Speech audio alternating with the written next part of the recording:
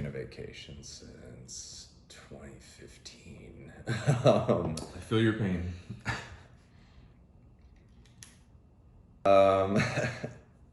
Tropical, south of Florida, but not where your mind would initially go. It doesn't, cruise ships don't go here, don't port here.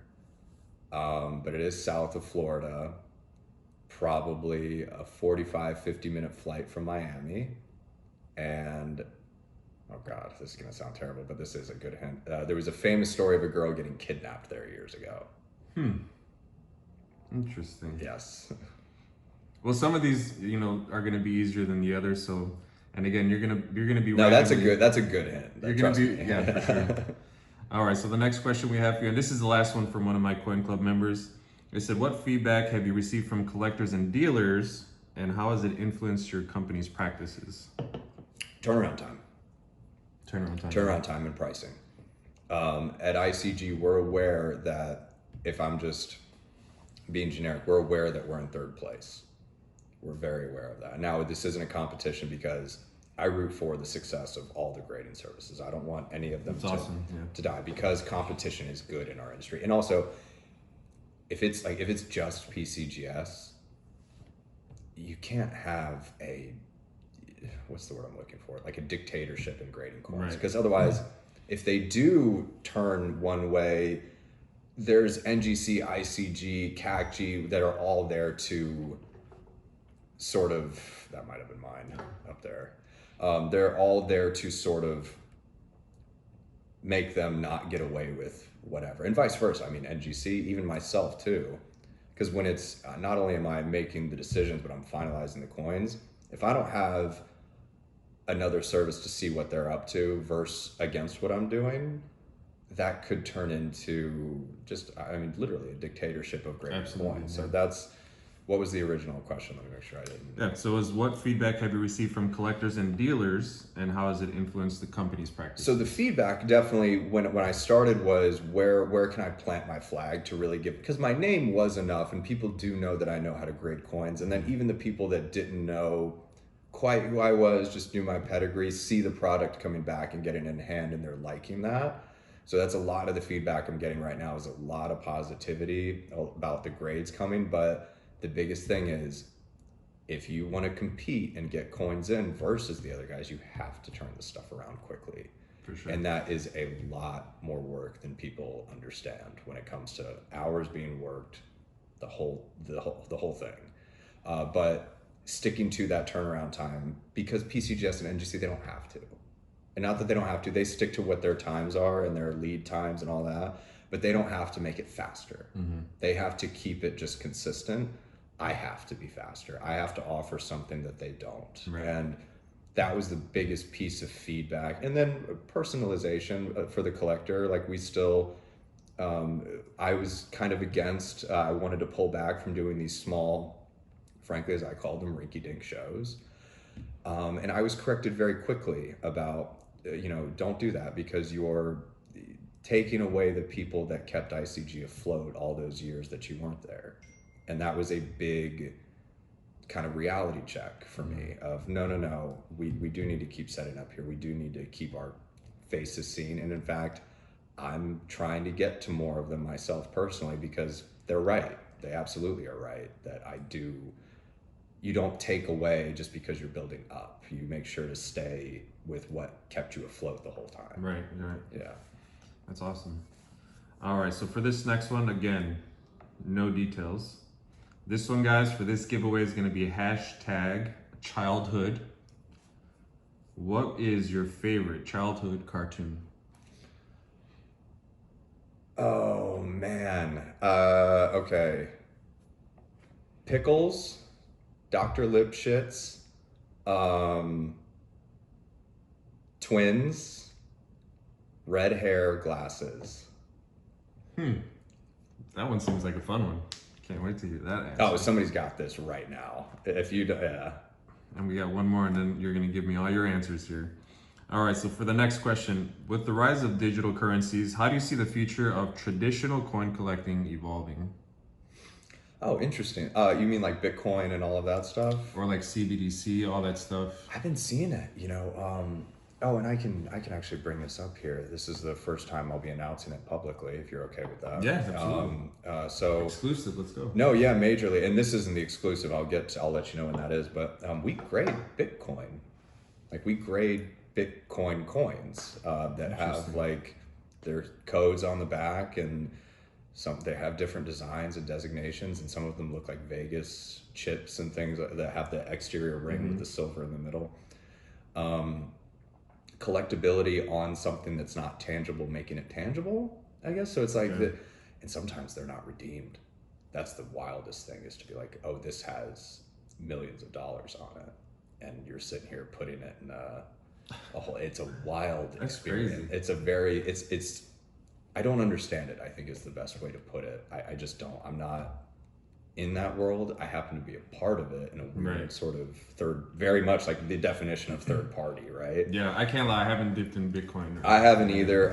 It came and went. It's all over my head. I don't have the brain for that. But then there's other thing, like people creating their own legal tender at these other mints and stuff, and getting the paperwork done and making that accessible to the collector, but also being able to come up with their own designs for this legal tender, like whether people work with, is it Perth Mint or some of these offshoot mints where they're able to come up with their own silver rounds that are, or not rounds actually, these silver ounces. And that's kind of the difference, right, between making a round and an ounce of something. And then there's things like in the paper money world, like gold-backed dollars is or paper money, who somebody I just became aware of, and their paper money that they make is legal tender.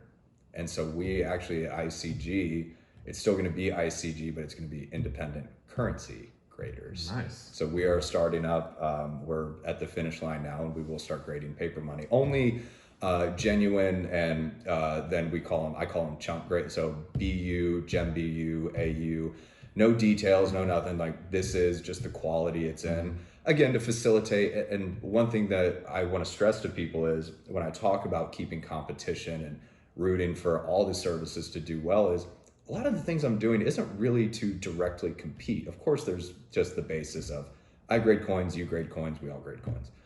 But in some stuff, it's where can I be different that facilitates a need that's not being met, not because they don't want to, but they already do so many other things. So one thing is, when you talk about turnaround time, paper money is the worst.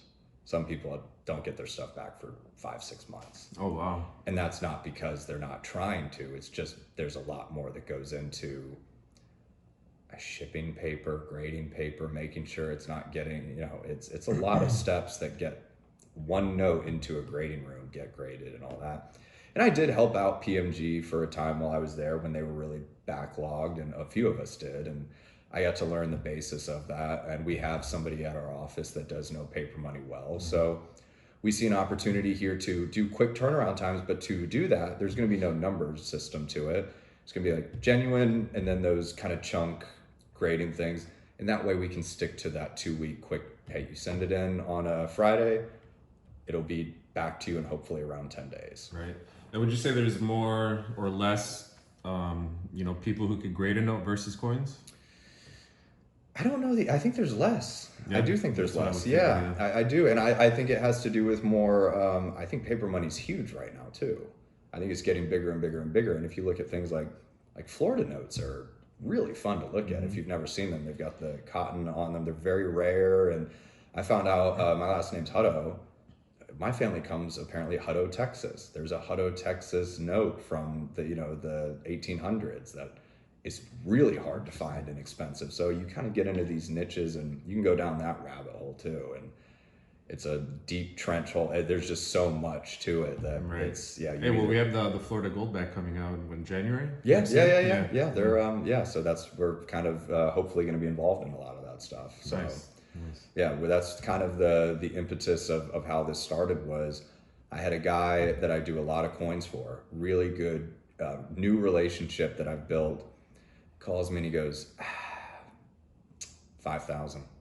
I go, all right, man, send them in. I got you. Like, what do you need? And he's like, can't send these in. I said, why? yeah, come on, send them to me. What are we doing? You're just toying with me. He goes, I can't. And he take a picture and he sends it to me, and it was a stack of Zimbabwe 2024. Those like $1 billion. That's you know what I'm talking? But like he Yeah, he just wants to pay, and this is the other part too. The fee across the board is going to be the same for the paper money, and I can't say what it is, but what I can say is under $10. Oh, okay. Yeah, so it quite literally is that. But he goes, well, I can't. And he sends me that, and I go, what would you want those in? He goes, just be you. That's it. I go, let me work on this. So that's actually how this all started, was just that text. And I was like, okay, so there's a market there's a place where ICG can live and enter the paper money, which I wanted to. And if people see other interviews of me and have seen me on live streams and stuff before, they would have seen in the beginning, I was like, nope, we're not doing paper money. We're never doing paper money, at least not for the next 5-10 years. I got to focus on what I'm doing right now. Well, apparently I lied. So yeah, it started off in that way, and it was, I'm excited. I'm really excited for it. But then to meet the Goldback guys and literally the conversation was yesterday. So it's a really fun thing, and it kind of falls in line with dealers and collectors. They're getting creative, making their own stuff, and it's cool.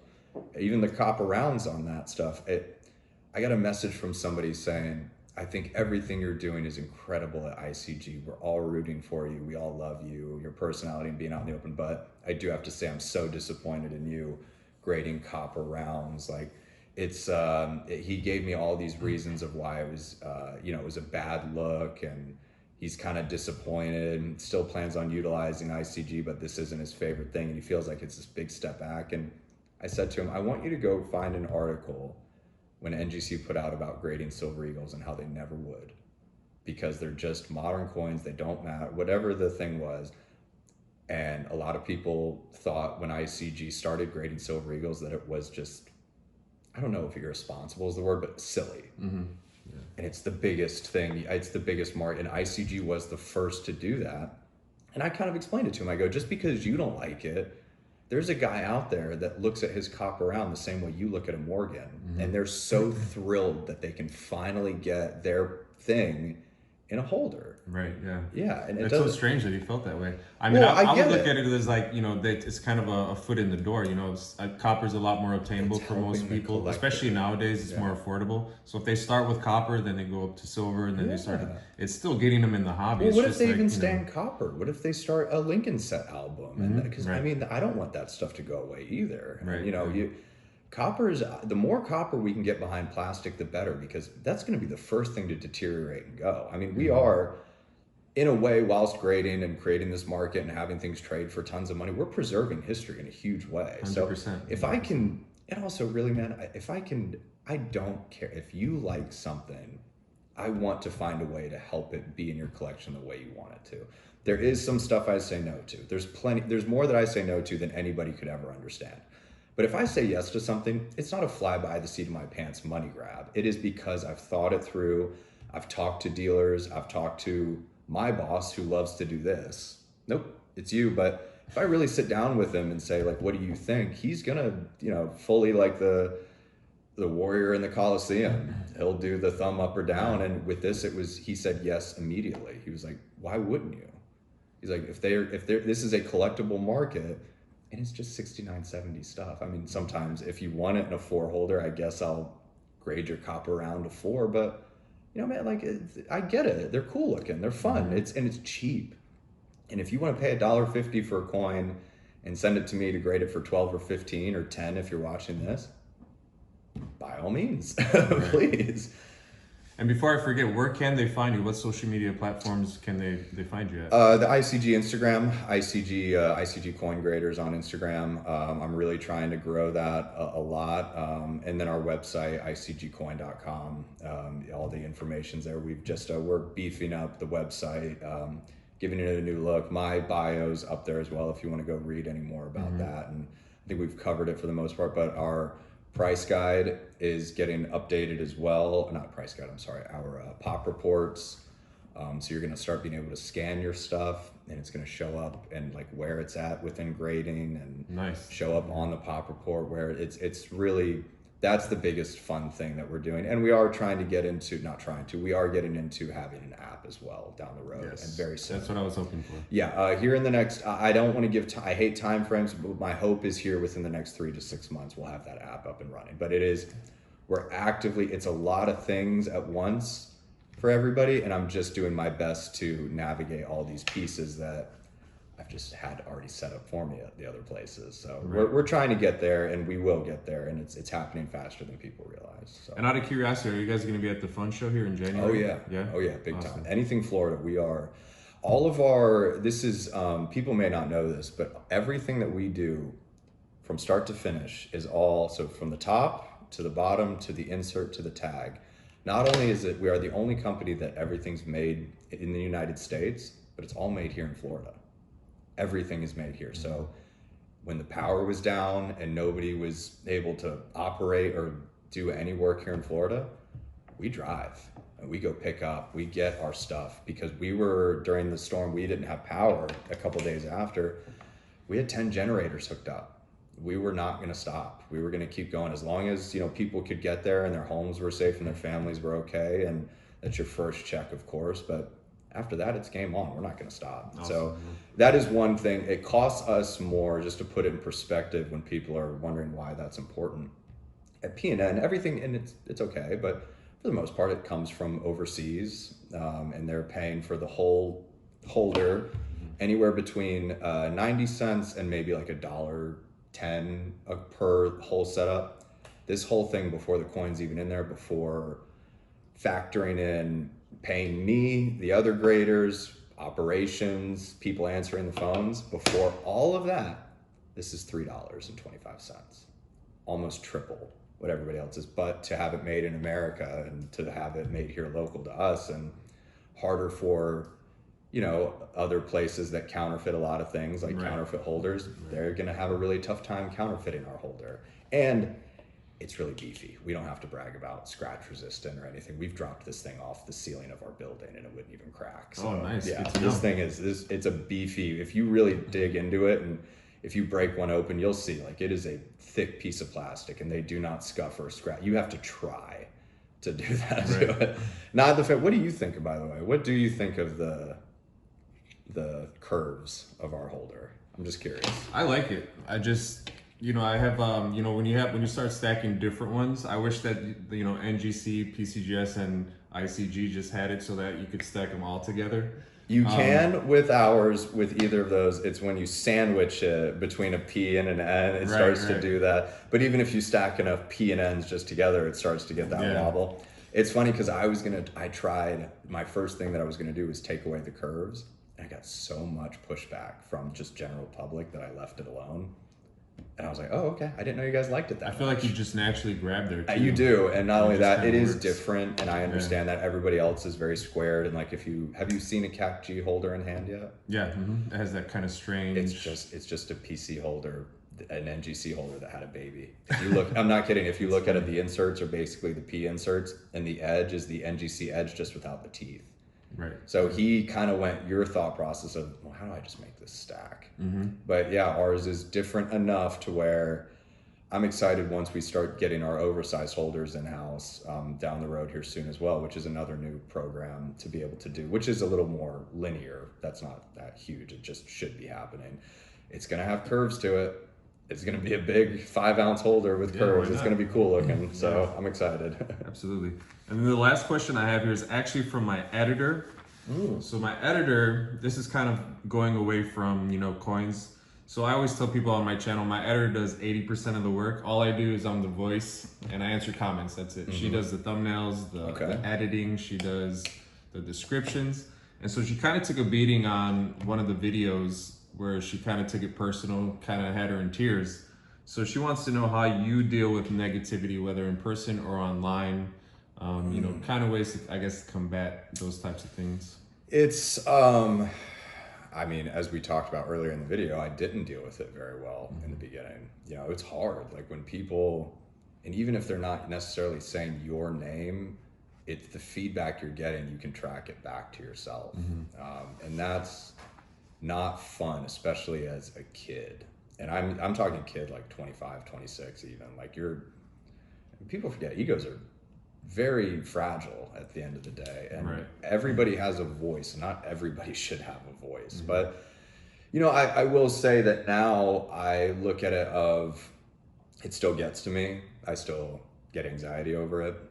I certainly, in coins, I think a lot of us find ourselves, I don't want to use the word, find ourselves sitting still for a long period of time, like even me. And if you love coins and you get the ability and you have the privilege to work in coins and have it as your hobby, it's just a lot of downtime. I would say, get up and get out of the house and refresh your brain, whether that's going for a walk or going to the gym. I know not everybody likes to do that, but it helped me a ton to get out of my own head. But the biggest thing is, people are just disappointed. They have expectations when they go into anything else. Like, you go to a restaurant and it's date night for anything, and you're like, this is going to be good, and the service sucks. Doesn't mean the food was bad, it just meant the service sucked. So it's just kind of one of those where everybody's got an opinion. I can't, like that copper ounce, he never responded to that message I sent back to him. But what made me feel good is I didn't leave it, because normally in the past I've been like, fuck this guy, like, what is he even talking? But I was like, you know what, no, this is an opportunity for me to get my point across and also give actual reasoning behind the decision that I made. And I think it says everything that he didn't even respond back to me. I think that said it all, because the biggest thing is people will jump at any opportunity to say something negative to you. The hard thing is saying nice things about people. And so as soon as he didn't respond back, that might as well have been a my bad, or you know what, you're right, or I didn't think about it that way. So just, it's what people aren't saying that you have to remember is the good stuff, because they're not going to come like, great job, you're kicking ass doing this channel, great editing. And if you're looking for it, you're going to find it. You're going to find the negativity. And that's what I try to tell her. I'm like, there's a billion people out there. You're not going to please everyone. No. We had one guy who said, oh, your thumbnails are clickbait. He's like, I'm never coming back to this channel. I love a clickbait thumbnail. And I messaged him back, and I'm like, hey, I'll let the editor know, if you think it's clickbaity, I'll see if she wants to change it. And then he goes, well, just so you know, I'm never coming back. And I'm like, well, here's some other channels. I gave him some recommendations of other channels to go to. And then he ended up messaging back and saying, yeah, I'm just having a bad day. And I'm like, there you go. You see, I'm like, a lot of people are just projecting. Having a bad day. Yeah, I mean, there's just nothing you could do. It's part of the online game. It's part of YouTube. It's gonna happen. It's inevitable. As a sneakerhead, as a sneaker collector, my entire life is clickbait. It's, if you say the new Kobe 6 Pro trash, question mark, and you're like, well, no, hold on, no Kobe shoes. Oh, hold on a minute. And then you click on it, and they actually meant just the insole that it came with was not great or something, So I was going to watch the video either way, but maybe some people aren't going to. Like, you have to find a way for people, because all you're trying to do is just, hey, I really like this hobby. So I want people to learn about it. And also, if you don't, how are people supposed to know that you have a president of a grading service here? You've got to be, you're going to have to do something clever. A part of me wanted to be like, have you never seen a commercial? Like, what are you talking about? You know what I mean? Like, that's basically marketing. At the end of the day, we're pushing a hobby, not the next sleep apnea pill or whatever. So I just thought that was kind of funny, but thank you. I hope she get, but it does take time. It takes a callus, like anything else. You build a callus, and I mean, I just got out of my own funk maybe 2 years ago, and man, I've been doing it for this long, and I just got out of taking like that story I told you, jack of all trades, master of none. It took 10 years to get over that and turn it into like, well, wait a minute, that was a compliment. Now that I think about it, for sure, just get out of your own way. And one of my first videos that I made on YouTube was how this hobby changed my life. I used to be a smoker, a drinker, but once I started kind of cost averaging, when I first got into silver and gold, silver was $22 an ounce. And so everything just became like, oh, what could I spend this on? Like, why get a bottle of alcohol when I could get an ounce of silver? Why go out and party and spend $200 when I could get, and everything, it really did change my life. I just got rid of all my bad habits. I used to be a huge gamer. I would play every day when I came home. Really? Like, I don't do any of that stuff anymore. Yeah, now you sit down and you look like a crazy person looking at shiny round things all day. But like, it's true, because there's structure to this that will keep you humble, because you will, especially when you enjoy it too. Like I'm the same way, but also being a single dad helps, but my son is helping me understand how cool it is what dad does. Cause and it's really, cause like I think it hit me when I decided to leave PC. It was a long decision. Like obviously you are leaving the place that people like, how did you get there? How did you stay there for that long? And really it came down to, we were at the house in Oklahoma and there was it's probably in that backpack somewhere, a dinosaur round of some sort. And he's, like I said, delayed speech, high functioning autism, but he goes, dinosaur. I'm like, yeah, I know about your dinosaur. He's like, no, dad has dinosaur. I'm like, what are you talking? Put that down. But we ended up sitting down and I fanned out, I think I had some Libertads, some Morgans, some peace dollars, and some like gold laying around I was okay with him kind of touching up. And he was, whoa, yellow, this, that. And I'm going, oh, wow, all right, this is kind of cool and fun. And now all of a sudden we beefed up our collection and moving with it and all that stuff. And it reinvigorated my like love for what I do again. And that's awesome. How old is he now? He'll be 5 in he's a young, month. Yeah. And so he likes your he thinks it's cool. That's he thinks awesome, it's cool. Yeah, he thinks it's like he doesn't understand. I think that's the hardest part, is explaining what it is that we do. And even you, like, how do you my family thought I was selling drugs. That's a true story. They thought, like, because I was coming home with new cars, phones, the iPad when it first came out, and they're like, oh no, what is it? And to this day, I think they get it to a point, but unless you're in the hobby, it's this, like, first dates are brutal. What do you do for a living is the most brutal question I get. I feel like there's a part of your brain that clicks at some point, because even when I first started, I was doing only generic bars. Everything was generic. My cousin who kind of got me into this, he said, stay away from numismatics. He's like, so I just started doing generics. And then when I finally got my first ounce of, I can't remember what it was. I think it was a Morgan or something like that. I'm just like, how can I justify spending $22 on a coin it says a $50 on it? I couldn't even fathom. I'm like, I'm wasting my money. But then once you start doing research and you start learning about the market and you start learning about the history, so I don't think it's something people could just pick up like in a day. Like I explain this kind of stuff to people at work all day, and some of them are kind of slowly turning that corner. But there's a lot of things that go behind it. I'm like, did you know that the US dollar was backed by gold and silver? They're like, no, I had no idea. I'm like, that's exactly how I started. Silver and gold certificates. That's why there's that stamp on there. It literally had something to do with that aspect of it. The other part to what you just said, and as far as like collecting it, like, do you remember the first coin that you bought? I brought it was at Oviedo Rare Coins and Collectibles. It was one peace dollar and one Morgan dollar. Okay. And that was the first thing you bought. And the funny thing is people's first experiences with coins, they kind of never forget. Like mine with the bags, or the first coin I bought was a 1913 Buffalo Type 2 and 5. And I just was like, and I remember buying it thinking, well, I work in coins, I should probably do this.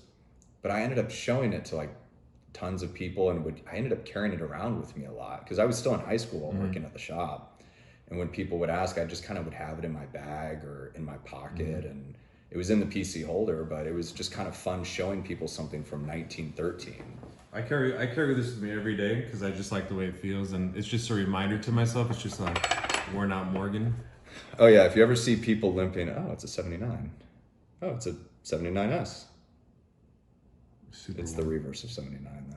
It's flat enough to trick you almost. Yeah, right. I was like, wait a minute, should I get this? No, it's all. Hey, if you ever see somebody limping around the coin show that looks like they're in fine shape but they're limping, that's because they've got a coin in their shoe. Yeah, they're trying to get it down to that poor one. Yeah. If something comes back fair too, you'll see people crack stuff out and throw it in their shoe and walk the rest of the show, do a couple laps to see. That's hilarious. That's so funny. But it's funny going back to that hiring, which we're doing like crazy at ICG. We had we do a lot of ancients there for as far as just going into our genuine program. And this girl, she came in and started, and usually we expect about 400 to 600 coins a day slabbed from each production person. And one day I was like, she only did like 30 in the whole day, the whole 8 hours of the day. And I had to pull her aside and go, hey, I know you just started, but I need you to tell me where your holdups were you on your phone too much, like fully in boss mode. And she just looked at me, and the most honest thing she said is, why I have to go fast? And I was like, what do you mean? She goes, these are from like BC. And I'm like, yeah, but they're ancients. You'll see them again, I guarantee. And she's like, I don't know that. So the whole day she was just like taking pictures, cherishing that moment, like cherishing the moment of what she was handling. And I go, oh shit, that's lost on me. And now I think like that, again, a reality check of what we do. Now, when I hire somebody new, I go, hey, like that's actually part of the spiel of like, you're going to see this stuff again. Enjoy, come and ask me a question. My door is literally always open. So now they've learned like, okay, I think this is cool. Instead of spending all day like focused on it, let me go ask the 5 to 10 questions I have about what it is I'm doing. Because guess what? They're handling our coins more than I am. Mm-hmm. Like the people that, when you send stuff into grading that you should really be thankful for and like appreciate is the people slabbing. And man, it is not easy. It's really not. That production side of making sure the labels are right. I don't know how many misprints happen. I don't know how many times they, something goes into a slab backwards, or the core just isn't right, or there's a little scuff that they discard because it's not right. Like those are the people that are making sure when you get the whole package back that you're happy with the end result. Mm. Like that's actually where that's what you're spending the money on, really. It's not to get my grade or my opinion. I'm very much like NFL, like I get paid for the travel that I do. Like when I come do stuff like this or I go to shows, that's why I get the paycheck I have. I'll play the game for free. I'll grade coins all day long. And what you're paying for really is like, yes, of course, my opinion and the number that goes on top, but think about it. That number that goes on top of this coin's my only part in it. There's 8 other parts in that one holder. So right. It's a fun thing to be a part of and do, for sure. I know that's a bit of a tangent, but no, you're fine. And then for our last giveaway here, and again, don't give the answer. So the hashtag for this, guys, is Hollywood. Hashtag Hollywood. Okay. And this one is, who is your favorite actor or actress?